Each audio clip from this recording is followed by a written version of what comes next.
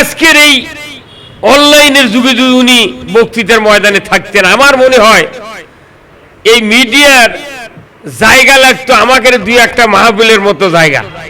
এই কথা ঠিক কিনা? কি তার জনপ্রিয়তা কি জন্য হলো? উনি কোরআনের পক্ষে উনি ছিলেন।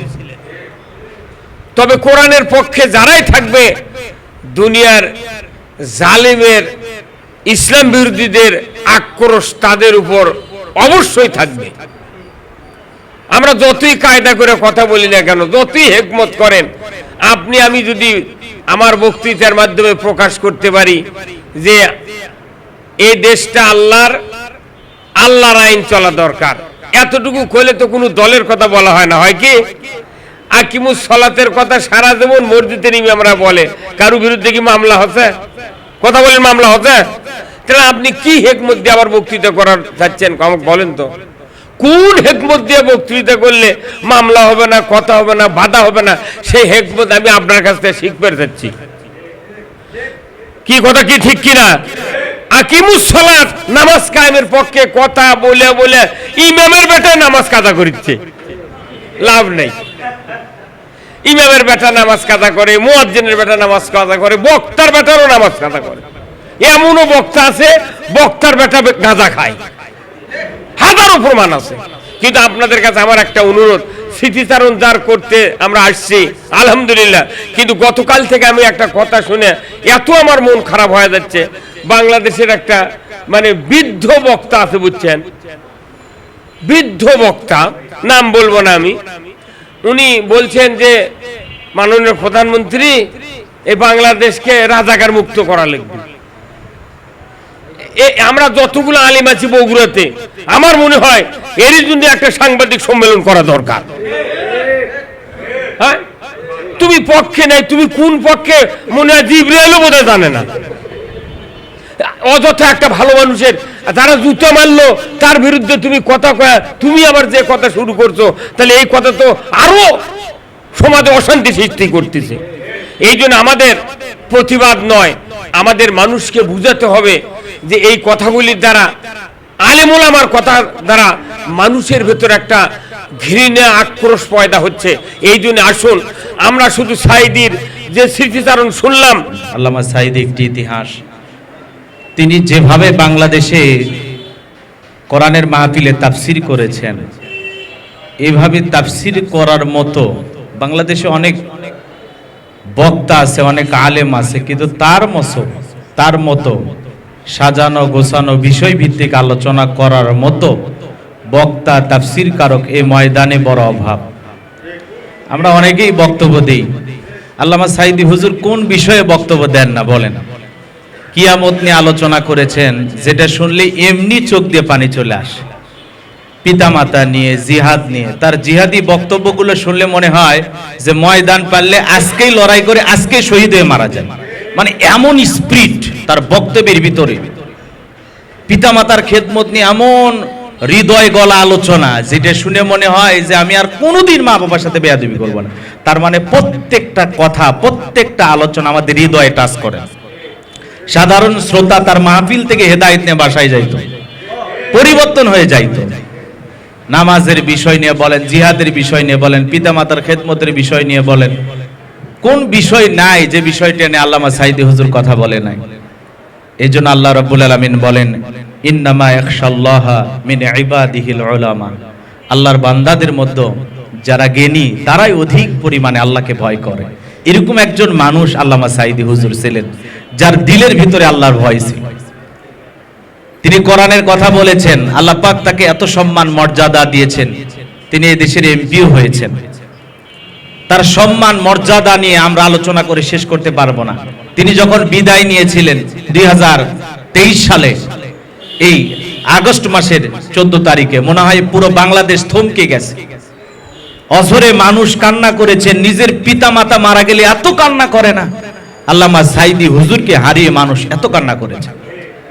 2024 সালে যখন ফেসিবাদের পতন হলো, আমার কানে কানে অসংখ্য মানুষ এসে বলেছেন, হুজুর আজ যদি আল্লামা সাইদি হুজুর জীবিত থাকতো, আমরা জেলখানা ভেঙে হলেও শহীদ আল্লামা সাইদি হুজুরকে বের করে আমরা দেশের প্রধানমন্ত্রী বানাই দিতাম।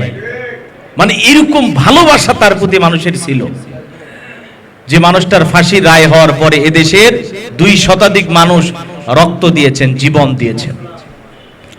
এদেশে বড় বড় প্রধানমন্ত্রীর বিরুদ্ধে ফাঁসি রায় হয়েছে, কিন্তু আল্লামা সাইদি হুজুরের মতো মহব্বত ভালোবাসা আপনারা কেউ দেখছেন? হ্যাঁ, মনে করেন 144 জারি হয়, তারপরেও রাস্তাঘাটে মানুষ তার জন্য মিছিল করেছেন, মিটিং করেছেন, লড়াই করেছেন, সংগ্রাম করেছেন, তার মুক্তির জন্য মানুষ নিজের জীবন দিয়েছেন, বুলেটের সামনে বুক পেতে দিয়েছেন। এরকম একজন আলেম ছিলেন আল্লামা সাইদি হুজুর। এজন্য তার রেখে যাওয়া পথকে আমরা অনুসরণ করব।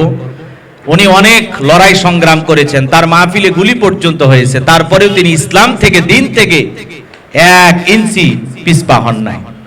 এত দৃঢ় মনোবল নিয়ে তিনি কথা বলেছেন। তার প্রত্যেকটি মাহফিল মনে হয় এক একটা লড়াই সংগ্রাম। আজও দেখবেন আলেমদের বিরুদ্ধে 1 শ্রেণীর মানুষ কিন্তু উঠে পড়ে লেগেছে। মুফতি আমির হামজা ভাই সংসদ সদস্য হয়েছেন, তার গাড়িতে হামলা, তার মেয়েটার চেন ছিঁড়ে নিয়ে যাওয়া হয়েছে। উনি বলতেছেন একজন এমপির মেয়ের গলার চেন যদি ছিঁড়ে নিয়ে যায় তাহলে সাধারণ জনগণ কোথায়? আজকে সেই মুফতি আমির হামজা ভাইয়ের বিরুদ্ধে দেখেন কত বক্তব্য।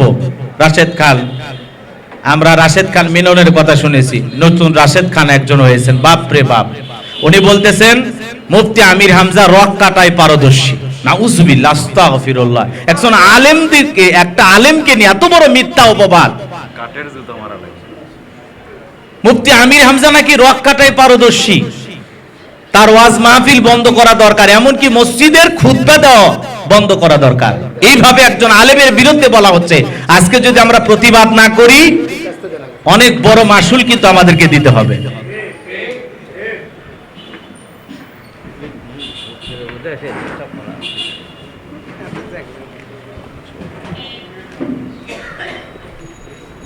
আমাদের প্রিয় মানুষ, আমাদের মাথার তাজ নায়েবে আমির মাওলানা আব্দুল হালিম বেগ হুজুর আমাদের মাঝে উপস্থিত। আল্লাহ পাক তার সম্মান মর্যাদাকে বৃদ্ধি করুন, সকলে বলুন আমিন। প্রিয় ভাইয়েরা আমার, এজন্য একজন আলেমের বিরুদ্ধে এই ধরনের মিথ্যা অপবাদ, মিথ্যা তহমত ছড়ানো হচ্ছে। আজকে যদি আমরা প্রতিবাদ না করি, কালকে কিন্তু আপনার আমার বিরুদ্ধে এইভাবেই মিথ্যা রটনা হবে। কথা বলে ঠিক কিনা? এজন্য আজকে বাংলাদেশে আমরা ফেসিবাদ বিদায় করেছি তাই বলে যে আমরা স্বাধীন হয়েছি এমনটা নয়। আজও দেখবেন আলেমদের বিরুদ্ধে, ইসলামালাদের বিরুদ্ধে নানামুখী অপবাদ। এই জন্য সব কথা কানে নেওয়া যাবে না, আমাদের সব সময় প্রতিবাদী মনোভাব থাকতে হবে। শুধু ফেসবুকে উল্টাপাল্টা পোস্ট দেখেই উল্টাপাল্টা কমেন্টস করলে হবে না। আমরা পারলে আলেম বিদ্বেষী যারা আলেমদেরকে নিয়ে এই ধরনের নানান বক্তব্য দিচ্ছেন, আমরা তাদেরকে নিয়ে তীব্র ঘৃণা এবং প্রতিবাদ জানার জন্য সোশ্যাল মিডিয়াতে অন্তত তার বিরুদ্ধে একটি হলে পোস্ট করার চিন্তা ভাবনা করব। একজন আলেমকে নিয়ে রানিং এমপি, তাকে তুচ্ছ তাচ্ছিল্য করে যা ইচ্ছে তাই বলা হচ্ছে। এই হলো আমাদের সমাজ ব্যবস্থা। এই জন্য আল্লামা সাইদি হুজুর তিনি বিদায় নিয়েছেন, আজকে তাকে স্মরণ আমরা করতেছি। তিনি যদি আজকে বেঁচে থাকতেন, এই 13টি বছর তার মুখ থেকে আমরা কোরআনের তাফসীর শুনতে পারি নাই। তিনি আমাদের মাঝ থেকে বিদায় নিয়ে চলে গেছেন। আল্লাহর কাছে দোয়া করি আল্লাহ পাক যেন তাকে শহীদ হিসাবে কবুল করেন, সকলে বলুন আমিন। তার রেখে যাওয়া পথে আল্লাহ পাক যেন আমাদের সবাইকে চলার তৌফিক দান করেন, আমাদের ইলম যোগ্যতা আল্লাহ যেন বাড়ায়া দেন, কোরআন সুন্নাহর সঠিক কথা জাতির সামনে সঠিকভাবে উপস্থাপন করার মতো যোগ্যতা আল্লাহ পাক আমাদের প্রত্যেককে দান করুন, সকলে বলুন আমিন। ওয়া আখিরি দাওয়ানা আলহামদুলিল্লাহি রাব্বিল আলামিন। আসসালামু আলাইকুম ওয়া রাহমাতুল্লাহি ওয়া বারাকাতুহু। ভাই এই পাশে আসুন।